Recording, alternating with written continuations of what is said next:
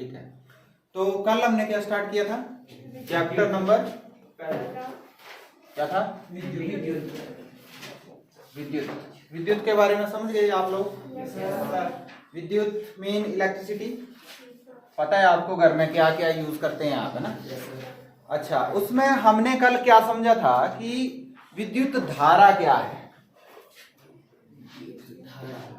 तो धारा की बात जब हम करते हैं, यानी करंट की बात जब हम करते हैं, तो हम बोलते हैं कि कोई चीज है जो प्रवाहित हो रही है, फ्लो हो रहा है। इस चीज का फ्लो करंट कहलाता है। तो विद्युत धारा कब बनेगी? जब किसी चीज का फ्लो होगा। किसका?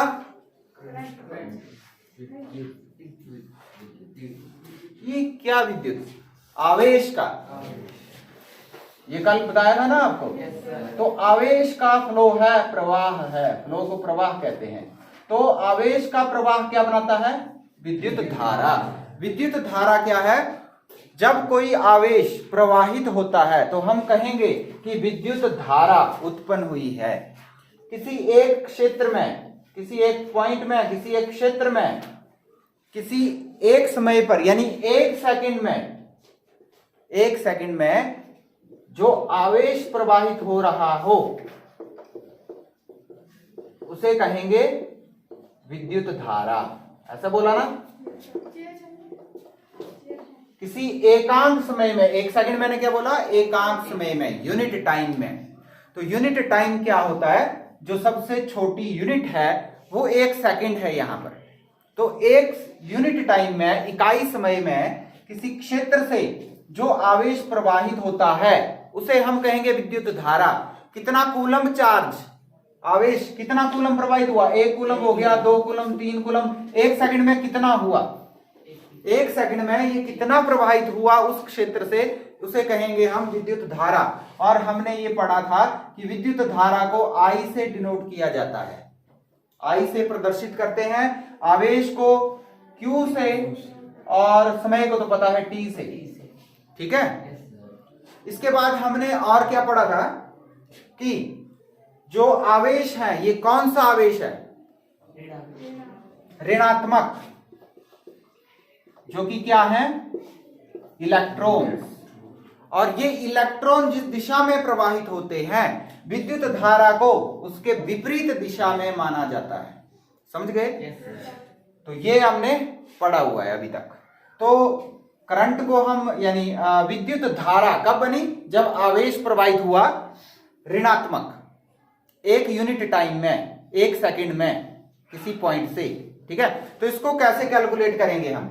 आई जो है वो है विद्युत धारा। कब बनेगी? जब Q को हम किसी टाइम समय में प्रवाहित करेंगे। तो इन तीनों द्वारा हम इसको कैलकुलेट करेंगे। ये तीन चीजें हमें चाहिए होती हैं। ठीक है, समझ गए? और I के लिए हम यूनिट यूज करते हैं एम्पियर, जिसको A से लिखते हैं। Q के लिए कूलम, समय सेकंड में मापा जाता है। ठीक है। और विद्युत धारा को दूसरे शब्दों में क्या कह सकते हैं हम? आवेश के प्रवाह की दर है, ऐसा भी बोला हुआ है। विद्युत धारा क्या है? आवेश प्रवाह की दर, के प्रवाह की दर।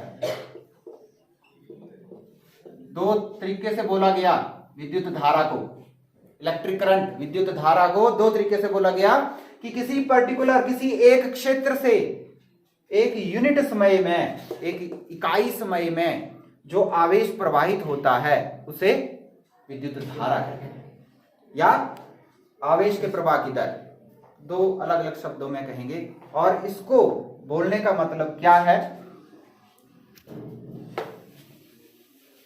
कि आई क्या है? जो चार्ज प्रवाहित हो रहा है एक यूनिट समय में। ये गीला किसने किया? तो Q अपॉन T। ठीक है। I is equal to Q upon T, ऐसे लिख देते हैं।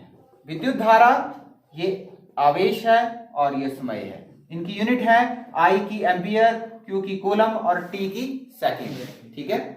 अगर किसी क्षेत्र में, किसी क्षेत्र से एक कूलम चार्ज, इसकी यूनिट क्या है? C, coulomb. अगर एक कूलम चार्ज एक सेकंड में किसी क्षेत्र से प्रवाहित हो गया तो कितना करंट बना? 1 एम्पियर, है ना। तो अगर 1 एम्पियर को पूछ लिया जाए कि परिभाषित करो, तो हम बोलेंगे जब 1 कूलम चार्ज 1 सेकंड में एक क्षेत्र से प्रवाहित हो जाता है तो उसे हम 1 एम्पियर से परिभाषित करते हैं, ठीक है। अब 1 कूलम चार्ज कितने इलेक्ट्रॉन मिलकर बनाएंगे, ये भी कल मैंने बताया था। 1 कूलम चार्ज को बनाने के लिए कितने इलेक्ट्रॉन्स लगते हैं, तो वो कितने हैं?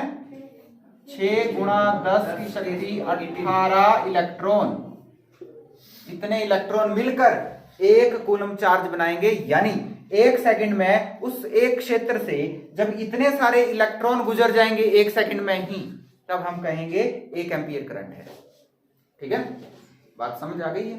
ये कल हम कर चुके हैं, जिसमें हमने एक न्यूमेरिकल भी किया था, जिसमें आई की वैल्यू दी थी, टी की वैल्यू दी थी और क्यू की वैल्यू निकालनी थी, यानी आवेश की वैल्यू निकालनी थी।